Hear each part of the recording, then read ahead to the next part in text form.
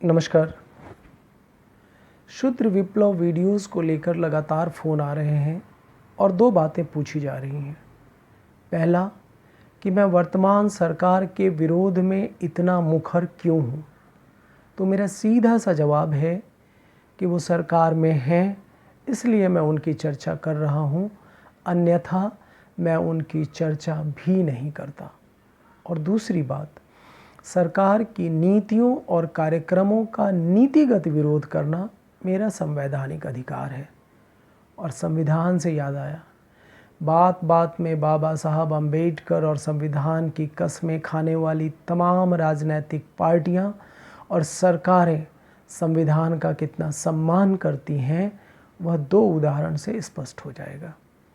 संविधान की प्रस्तावना या प्रियम्बल में जस्टिस, लिबर्टी और इक्वलिटी की चर्चा की गई है। Equality of status and opportunities, अवसर और प्रतिष्ठा की समता या समानता।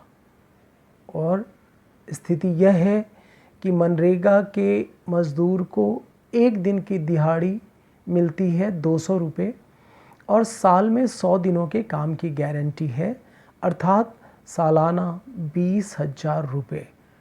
और वहीं इस देश के सबसे ज़्यादा पेड टेक्नोक्रेट के एक दिन की सैलरी है 40 लाख रुपए। जी, 1 day salary is 4 million rupees. तो कैसी समता, कैसी समानता। संविधान वेलफेयर स्टेट की बात करता है, कल्याणकारी राज्य। इस देश में 6,49,481 गांव हैं, 6,49,481 विलेजेस।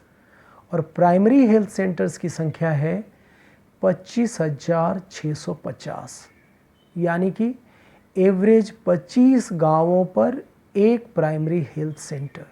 और वहीं दूसरी तरफ इस देश में देसी विदेशी शराब की दुकान और बियर के दुकानों की कुल संख्या है 19,80,000।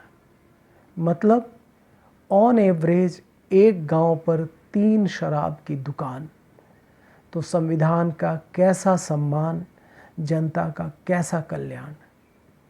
लाखों प्रवासी मजदूर जब सड़कों पर मौत से जूझ रहे थे तो सुप्रीम कोर्ट के पास उनके लिए कोई सॉल्यूशन नहीं था। लेकिन शराब के बिक्री की बात आई तो सुप्रीम कोर्ट ने शराब के होम डिलीवरी का सुझाव देने में 1 मिनट का भी वक्त नहीं लिया। तमाम सरकारें, राजनीतिक पार्टियां, कोर्ट्स और मीडिया, इन सभी इंस्टीट्यूशंस का काम जनता के हितों की रक्षा करना है। लेकिन दुर्भाग्य से ये सभी इंस्टीट्यूशंस पूंजीपतियों के एजेंट के तौर पे काम कर रहे हैं। सोचिएगा और कभी समय मिले तो संविधान के आर्टिकल 38 को पढ़िएगा ज़रूर। और दूसरी बात जो मुझसे कही जाती है कि राजेश जी, आपके अकेले के बोलने से होगा क्या। तो भगवान श्री कृष्ण ने कहा था, कर्मण्येवाधिकारस्ते। तो मेरे हाथ में कर्म करना है और वो मैं पूरी ईमानदारी और शिद्दत से कर रहा हूँ, करता रहूँगा। और दूसरी बात, जब कभी प्रबुद्ध प्रणेता के सामने खड़ा होने का अवसर मिलेगा तो उनके आँखों में आँखें डालकर कहूँगा कि जब लोग सरकार और पूंजीपतियों के खिलाफ बोलने से कतराते थे तो मैं प्रबुद्ध का झंडा पूरे आन बान और शान से लेकर चल रहा था। और प्रबुद्ध प्रणेता के शब्द, मुसाफिर आगे बढ़ते जाना, जब तक कानों में गूंजता रहेगा मैं आगे बढ़ता रहूँगा। आपको क्या करना है आप तय कीजिएगा ज़रूर। बहुत बहुत धन्यवाद।